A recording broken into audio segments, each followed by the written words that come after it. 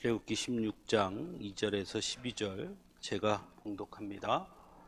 이스라엘 자손 온 회중이 그 광야에서 모세와 아론을 원망하여 이스라엘 자손이 그들에게 이르되 우리가 애굽 땅에서 고기 가마 곁에 앉았던 때와 떡을 배불리 먹던 때에 여호와의 손에 죽었더라면 좋았을 것을 너희가 이 광야로 우리를 인도해 내어 이 온 회중이 죽여 죽게 하는도다. 그때 여호와께서 모세에게 이르시되 보라 내가 너희를 위하여 하늘에서 양식을 비같이 내리리니 백성이 나가서 일용할 것을 날마다 거둘 것이라. 이같이 하여 그들이 내 율법을 준행하나 아니하나 내가 시험하리라. 여섯째 날에는 그들이 그 거둔 것을 준비할지니 날마다 거두던 것에 갑절이 되리라. 모세와 아론이 온 이스라엘 자손에게 이르되 저녁이 되면 너희가 여호와께서 너희를 애굽 땅에서 인도하여 내셨음을 알 것이요 아침에는 너희가 여호와의 영광을 보리니 이는 여호와께서 너희가 자기를 향하여 원망함을 들으셨음이라. 우리가 누구이기에 너희가 우리에게 대하여 원망하느냐. 모세가 또 이르되 여호와께서 저녁에는 너희에게 고기를 주어 먹이시고 아침에는 떡으로 배불리시리니 이는 여호와께서 자기를 향하여 너희가 원망하는 그 말을 들으셨음이라. 우리가 누구냐. 너희의 원망은 우리를 향하여 함이 아니오 여호와를 향하여 함이로다. 모세가 또 아론에게 이르되 이스라엘 자손의 온 회중에게 말하기를 여호와께 가까이 나오라. 여호와께서 너희의 원망함을 들으셨느니라 하라. 아론이 이스라엘 자손의 온 회중에게 말하매 그들이 광야를 바라보니 여호와의 영광이 구름 속에 나타나더라. 여호와께서 모세에게 말씀하여 이르시되 내가 이스라엘 자손의 원망함을 들었노라. 그들에게 말하여 이르기를 너희가 해질 때에는 고기를 먹고 아침에는 떡으로 배부르리니 내가 여호와 너희의 하나님인 줄 알리라 하라 하시니라. 아멘.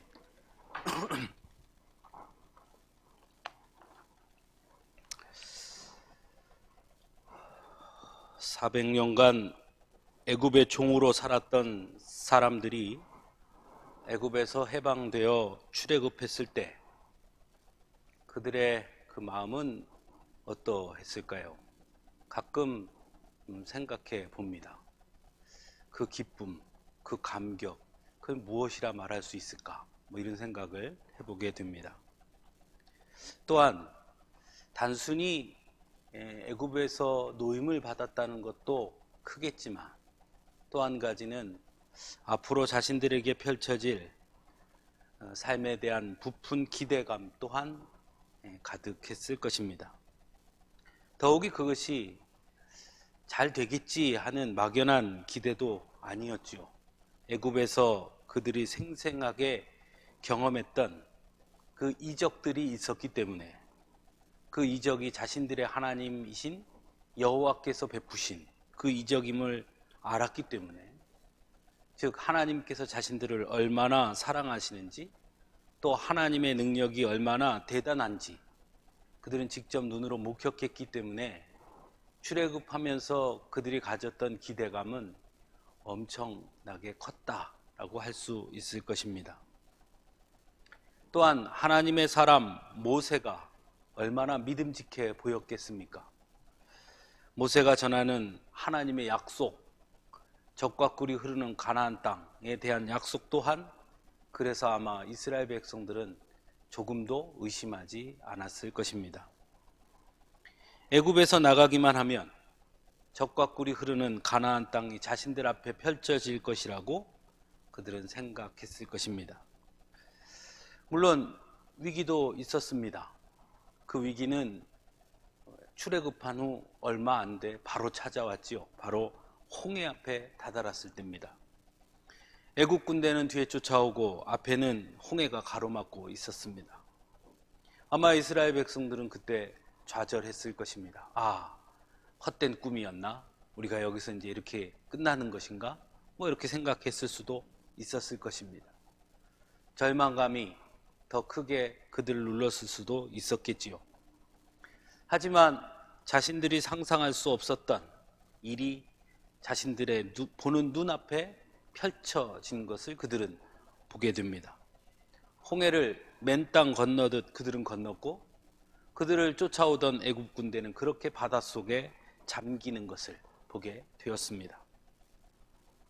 그래서 출애굽기 14장 31절에는 홍해 사건 이후 이스라엘이 여호와께서 애굽 사람들에게 행하신 그 큰 능력을 보았으므로 백성이 여호와를 경외하며 여호와와 그의 종 모세를 믿었더라라고 기록하고 있습니다. 그러니까 홍해 바다를 건넌 이후 그들은 더 큰 기대감과 더 큰 신뢰감을 쌓았던 것입니다. 그런데 오늘 우리가 읽은 본문에 보이는 이스라엘 백성들은 전혀 다른 사람처럼 보입니다.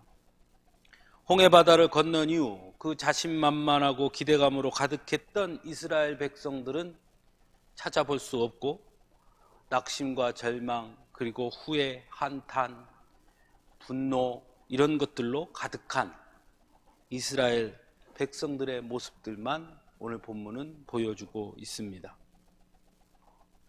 본문 3절에 보면 우리가 애굽 땅에서 고기가마 곁에 앉아있던 때와 떡을 배불리 먹던 때에 여호와의 손에 죽었더라면 좋았을 것을 너희가 이 광야로 우리를 인도해내어 이 온 회중이 줄여 죽게 하는도다 라고 원망하고 있습니다.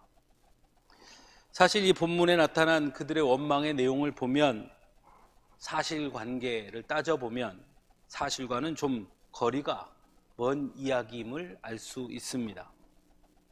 애굽 땅에 있을 때를 말하면서 고기가마 곁에 앉아 있던 때, 떡을 배불리 먹던 때라고 말하는 것은 애굽에서 종으로 있었고 갖은 노동을 하던 그들의 상황을 비춰보면 과연 고기가마 곁에 앉았던 때와 떡을 배불리 먹던 때가 가능했을까 하는 의심을 들게 합니다. 사실은 불가능한 일일 것입니다.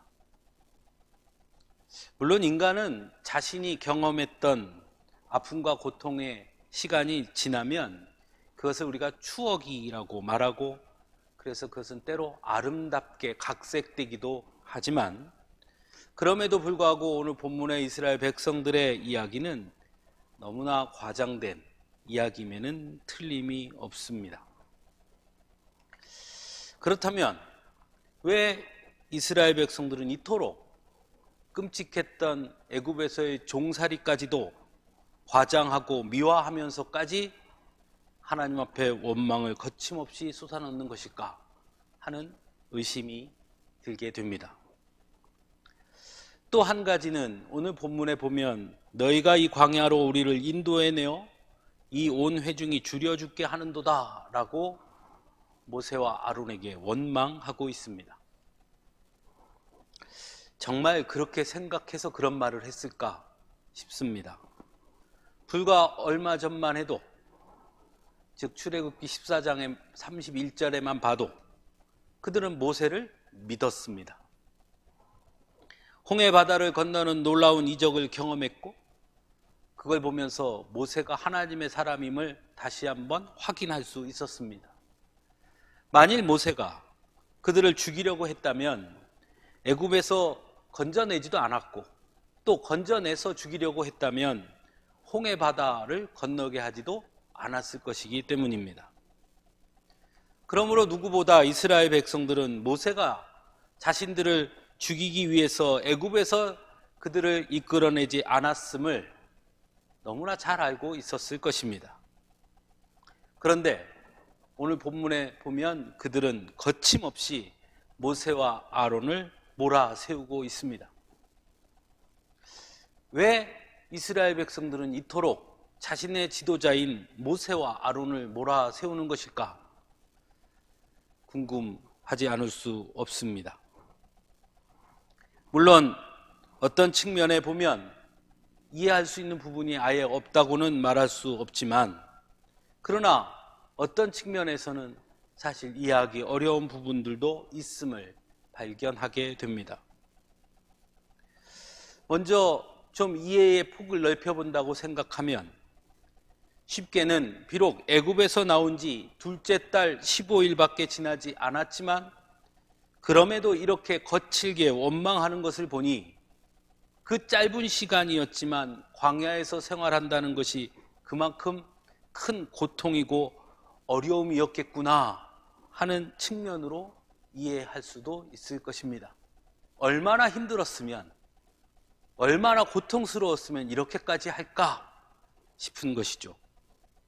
또 한 가지는 이스라엘 백성들이 출애굽할 때 가졌던, 우리 흔히 기대가 크면 실망도 크다 이런 말을 하는 것처럼, 그들이 기대가 컸던 만큼 지금 현재 그들이 맞이하고 있는 광야에서의 생활의 어려움이 그들의 기대에 비해 너무나 힘들었기 때문에 더욱 큰 원망이 터져 나왔을 수도 있겠다라고 이해해 볼 수도 있을 것입니다. 그래서 자신들에게 기대와 희망을 주었던, 약속의 땅을 이야기했던 모세와 아론을 어쩌면 그래서 더욱 심하게 몰아세웠을 수도 있겠구나라고 이해하기도 합니다. 사람들이 대부분 그렇거든요. 기대가 크면 더 많이 분노하고 원망합니다. 그래서 보면 우리 가족의 실수 뭐 이런 것들은 잘 넘어가면서도 어떤 정치인이라든지 사회 지도층의 사람들이 작은 실수에도 쉽게 분노하고 원망하는 것은 그들에게 그만큼 기대했다는 겁니다. 그러니까 오늘날 우리 사회가 교회에 쏟아놓는, 때로는 너무나 억울하고 때로는 말도 안 되는, 모든 책임이 다 교회에 있는 것처럼 쏟아놓는 그 분노, 때로는 그래서 억울하지요. 때로는 화도 나지요. 그런데 그 분노가 그만큼 크다는 것은 역설적으로 말하면 그만큼 사회가 교회에 거는 기대가 컸다라는 겁니다.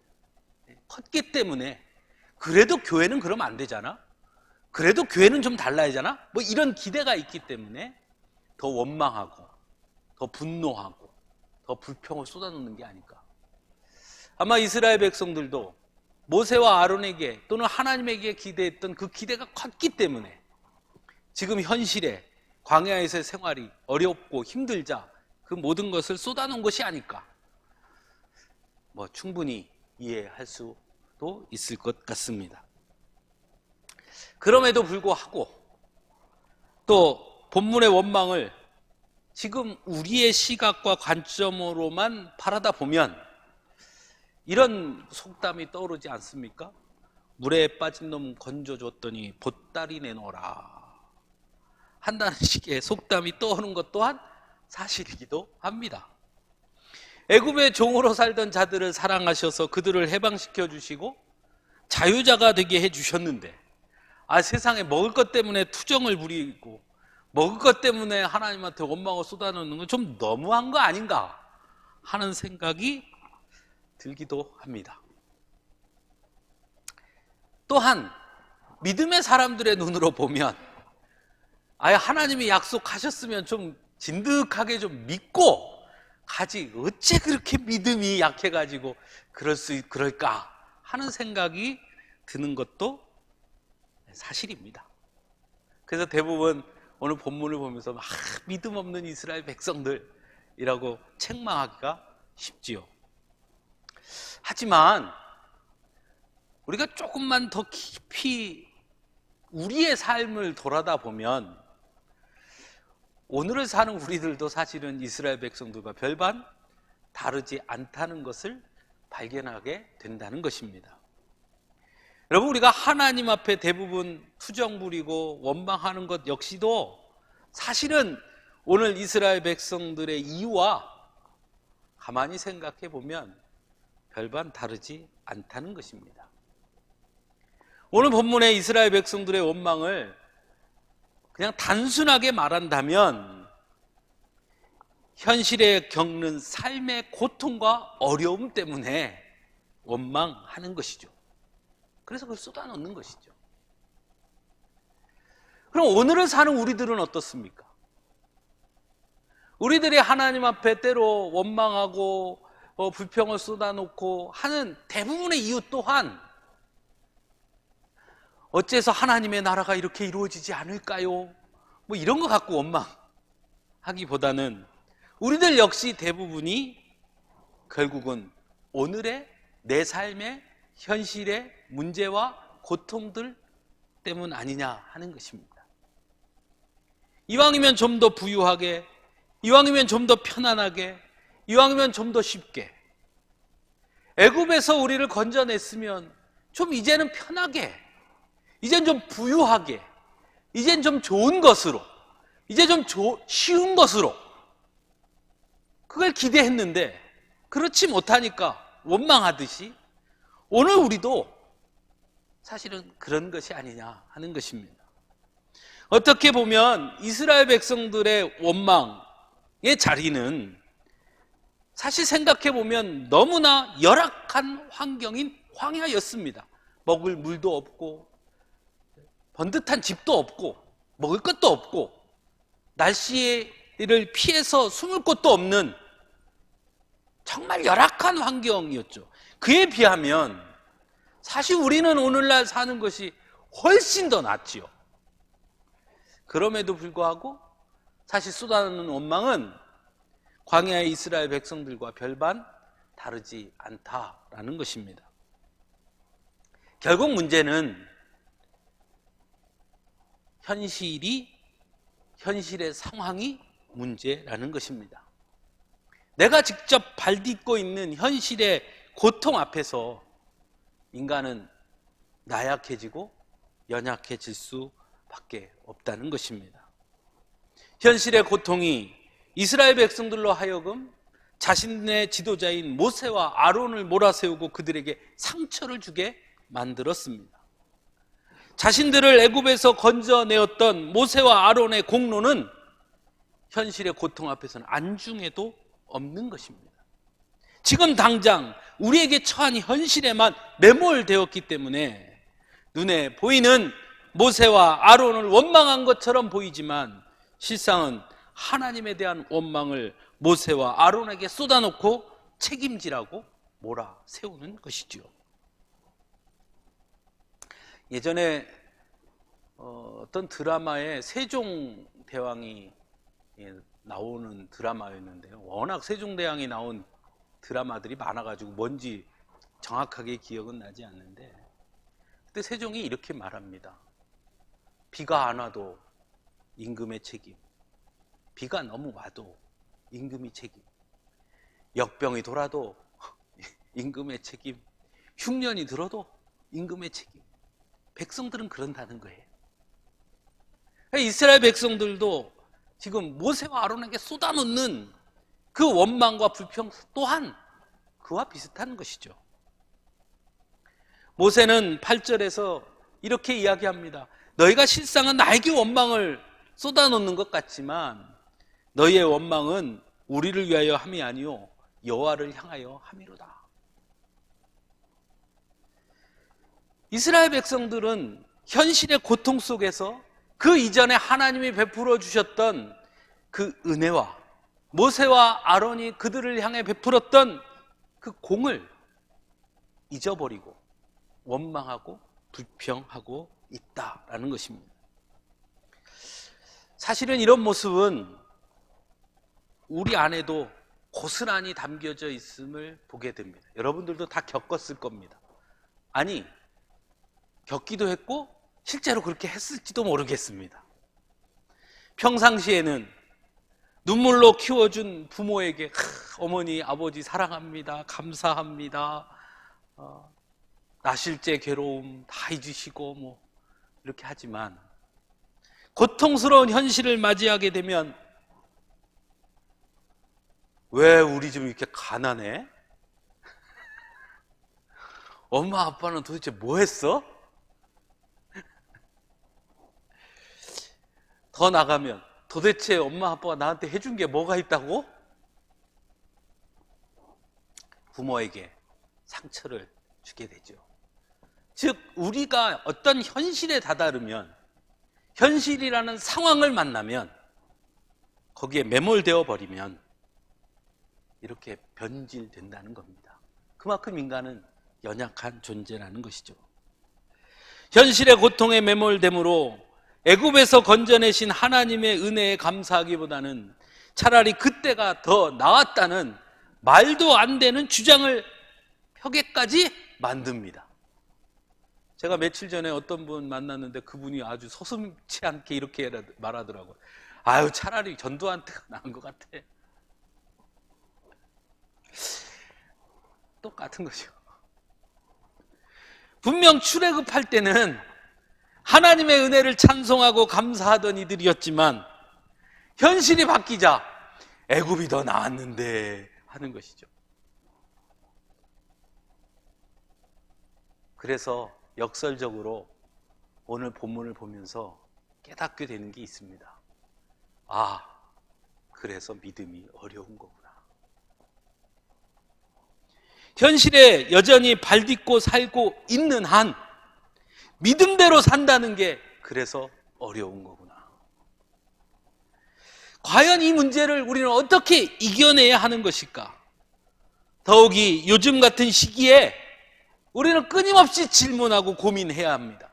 이러한 때 과연 믿음으로 산다는 삶은 어떤 삶일까? 이스라엘 백성들이 하나님 앞에 원망했던 또 한 가지 이유를 찾아본다면 자신들의 기대와 소망을 하나님의 약속과 하나님의 뜻과 일치시켰기 때문은 아닐까 생각해 봅니다. 즉, 자신들이 꿈꾸던 것이 하나님이 자신들에게 약속한 것이라고 생각했다는 것입니다. 오늘 본문의 이스라엘 백성들은 애굽에서 종으로 살던 것은 싹 빼놓습니다. 뭐라고만 말하냐면 고기 가마와 떡을 배불리 먹었던 것만 이야기합니다. 즉, 이스라엘 백성들은 애굽에서 해방되면 고기도 실컷 먹고 떡도 배불리 먹는 더 풍족한 삶을 소망하고 기대했다는 것입니다. 하나님의 백성으로서의 삶에 대한 기대와 소망이 아니라 지극히 세상적이고 인간적이고 육체적인 그 만족을 꿈꾸고 기대했던 것이고 하나님의 뜻도 하나님의 약속도 그것과 다름이 없다라고 여겼던 것입니다.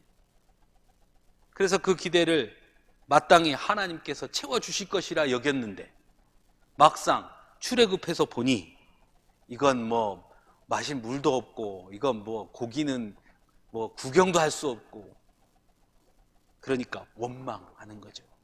자신들의 기대와 욕구가 충족되지 않음에 대한 원망이죠.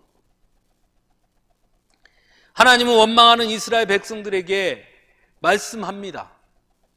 쉽게 보면 이스라엘 백성들의 원망을 하나님께서 모두 수용하는 것처럼 사실 보이기도 합니다. 왜? 고기 달라고 그랬으니까 고기 줬으니까요. 하지만 오늘 본문을 가만히 더 깊이 들여다보면 사실 하나님은 이스라엘 백성들에게 전혀 다른 말씀을 하고 있는 것을 보게 됩니다. 4절에 보면 이스라엘 백성들에게 하늘에서 양식을 비같이 내려줄 것이다 말씀합니다. 하지만 그 뒤에 사실 하나님께서 하시고자 하시는 말씀은 이같이 하여 그들이 내 율법을 준행하나 아니하나 내가 시험하리라 하는 말씀입니다. 6절에는 너희가 여호와께서 너희를 애굽 땅에서 인도하여 내셨음을 알 것이다 라고도 말씀하고요. 12절에서는 한 발 더 나가 내가 너희와 너희의 하나님인 줄 알리라 라고도 말씀합니다. 이건 무슨 뜻일까요? 하나님의 말씀 안에는 아주 중요한 것이 있습니다. 바로 일용할 것을 날마다 거둘 것이라는 말씀입니다. 하늘에서 양식을 비같이 내려주고 메추라기를 보내주시지만 더 중요한 것은 일용할 것을 날마다 거둔다라는 겁니다. 그리고 그것으로 너희를 시험하겠다라고 말씀합니다. 즉 하나님의 백성은 매일 매순간 부어주시는 하나님의 은혜로 사는 사람들이고 그것으로 만족하며 그것을 바라보며 사는 사람들이라는 것이죠. 그걸 통해 너희가 하나님의 백성인지 아닌지 내가 시험해 보겠다라고 말씀합니다. 인간의 욕심과 탐욕을 채워주시는 하나님이 아니라 매 순간 우리의 필요를 채워주시고 부어주시는 하나님이고 믿음의 사람은 그 은혜로 만족하며 살아야 하는데 과연 이스라엘 백성들 너희가 그런 사람들이냐 시험해 보시겠다 말씀하는 것이죠. 오늘을 살아가고 있는 우리 또한 어쩌면 현실 속에서 매 순간 이 시험을 통과하고 있는지도 모르겠습니다. 나의 하루하루의 삶의 현실 속에서 과연 내 믿음은, 우리의 믿음은 어떠한가? 어쩌면 하나님은 지금도 우리를 시험하고 계시는지 모르겠습니다. 또한 본문에서 하나님이 하시는 말씀은 하나님이 우리의 소망과 기대를 채워주시는 분으로 바라고 믿는 그 믿음은 좋은 믿음이 아니라는 것입니다. 믿음은 우리의 소망과 기대가 아니라 하나님의 소망과 기대, 하나님의 약속을 바라보며 사는 것이다. 한때 세계 영화제에서 큰 상을 탄 아주 유명한 영화 기생충이라는 영화가 있는데 거기에 아주 명대사가 있죠. 너는 계획이 다 있구나, 이 말입니다. 하나님은 계획이 다 있으신 분입니다. 그 계획을 믿고 기다리고 인내하면서 하나님의 계획하심을 따라 묵묵히 순종의 길을 가는 것이 믿음이라는 것입니다. 그게 믿음이지.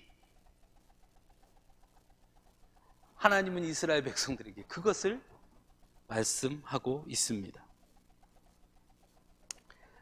사랑하는 성도 여러분, 그래서 과연 오늘 본문의 이스라엘 백성들을 보며 우리가 그들을 에이 그 믿음도 없어 라고 말할 수 있겠는가 하는 것입니다. 과연 우리는 그들보다 더 나은가? 여러분 어떻습니까?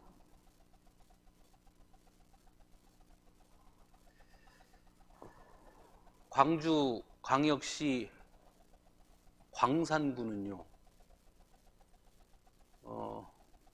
집합금지 명령으로 인해서 어려움을 겪은 정부에서도 이번에 다 지원한다고 하는데요. 소상공인들이라든지. 근데 광산구에서는 교회도 지원을 한답니다. 한 30만 원씩을 준다나요? 그렇더라고요. 그러면 무슨 생각 드십니까? 제일 먼저 떠오르는 생각. 그럼 남구는? 그 다음 무슨 생각 드세요? 그럼 우리 교회는?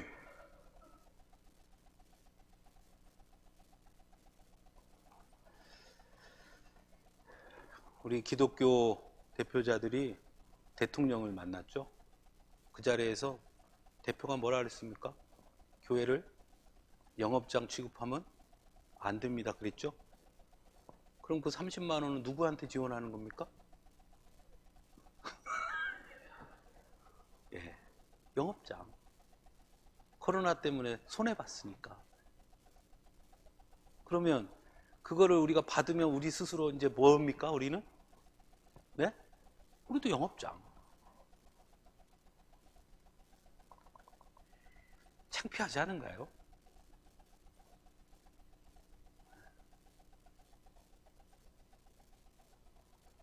현실인데요. 현실이죠. 누가 현실 아니랍니까? 지난 주간에 저희 교회에 우리 시차례 목사님들이 몇 분씩 왔다 갔다 했어요.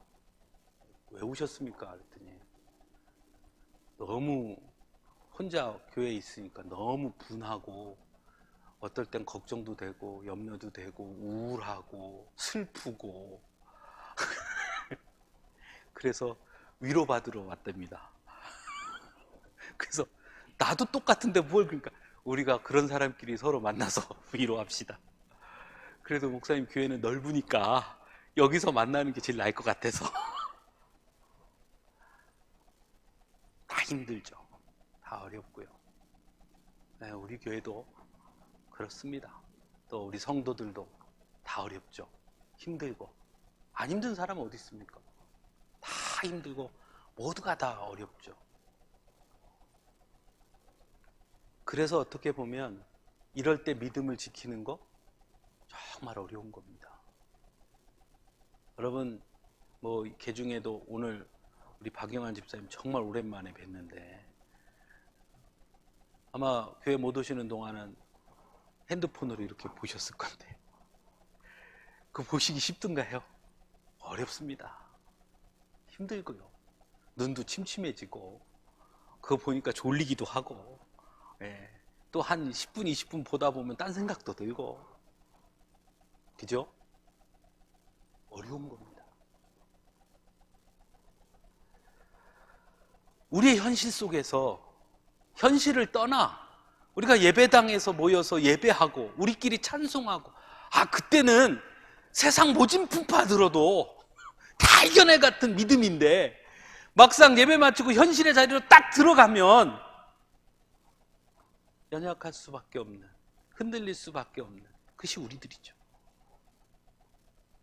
우리 또한 때로는 고통 앞에서, 삶의 현실 앞에서 십자가에서 죽기까지 우리를 사랑하심으로 영원히 죽을 수밖에 없는 우리를 건져주시고 영원한 생명으로 구원해 주신 하나님의 사랑과 은혜를 망각하고 사실은 원망하고 하나님 왜 이거 안 주십니까? 왜 이거 안 됩니까? 훨씬 더 많잖아요. 나의 문제와 고통에만 매몰되어서 그래서 다른 이들에게 책임을 전가하고 비난하고 상처 주잖아요. 우리도 정말 하나님이 원하시는 것이 무엇인지에 관심보다는 내가 기대하는 것, 내가 소망하는 것을 하나님께서 들어주시기를, 그러니까 하나님도 까불면 나한테 죽어 이런 말이 나오는 거죠.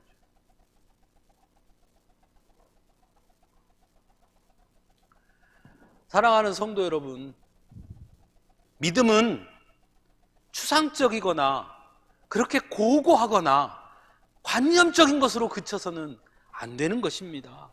매 순간 만나는 현실이라는 힘겨운 싸움, 그 힘겨운 싸움을 하는 것이 그것이 믿음입니다. 그래서 예수님이 말씀하잖아요. 내가 너희를 보냄이 양을 이리 가운데 보낸 것 같다. 그만큼 어렵다는 거예요. 양을 이리 가운데 보내면 양이 이리를 잡아먹습니까? 이리가 양을 잡아먹습니까? 그래요. 믿음의 사람이 현실 속에서 산다는 게 그런 거예요. 사도 바울은 그래서 성도를 가리켜서 병사로 비유합니다. 디모데후서 2장 3절에서 4절에 보면 너는 그리스도 예수의 좋은 병사로 나와 함께 고난을 받으라. 병사로 복무하는 자는 자기 생활에 얽매이는 자가 하나도 없나니 이는 병사로 모집한 자를 기쁘게 하게 하려 합니다 라고 말씀합니다. 즉 성도는 내 기대, 내 뜻, 내 소망을 향해 사는 사람이 아니라 하나님의 뜻, 하나님의 부르심에 따라 사는 사람들이에요. 어디에서? 삶의 현실에서. 하나님의 계획을 이루는 사람들이에요. 어디에서? 내 척박한 삶의 현실 속에서. 끝까지 하나님의 약속을 믿는 사람들이에요. 어디에서? 내 척박한 삶의 그 자리에서. 그래서 힘들죠.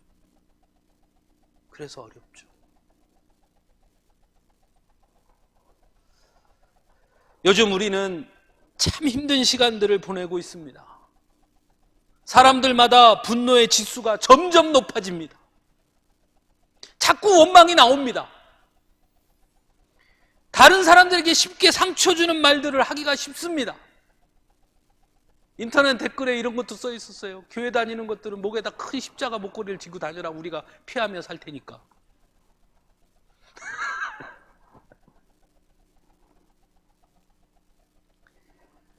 이럴 때일수록 우리는 과연 믿음이 무엇인가? 믿음으로 산다는 것이 무엇인가? 성도로 산다는 게 무엇일까? 여러분, 우리는 더 깊이 묵상하고 더 깊이 돌아봐야 합니다. 저는 어쩌면 오히려 이때에 정말 믿음의 모습이 나타난다고 저는 믿습니다. 정말 저 사람들이 정말 하나님의 사람들인지, 정말 저 교회가 하나님이 기뻐하시는 교회인지 아닌지는 이 위기에 나타나는 것입니다.